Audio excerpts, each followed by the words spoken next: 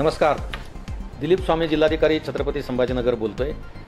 येत्या रविवारी म्हणजे उद्या दिनांक 6 ऑक्टोबर रोजी छत्रपती संभाजीनगर शहराच्या मध्यवर्ती भागात मराठवाडा सांस्कृतिक मंडळाच्या मैदानावर मुख्यमंत्री लाडकी बहीण योजनेच्या लाभार्थ्याचा सन्मान मेळावा आणि त्याचबरोबर राज्य शासनाने घोषित केलेल्या काही शासकीय योजनेचा शुभारंभ माननीय मुख्यमंत्री महाराष्ट्र राज्य यांच्या शुभ हस्ते संपन्न होणार आहे. या कार्यक्रमाला महाराष्ट्राचे सन्माननीय दोन्ही उपमुख्यमंत्री महोदय, सन्माननीय मंत्री महोदय आणि शासनातील वरिष्ठ अधिकारी त्या ठिकाणी उपस्थित राहणार आहेत.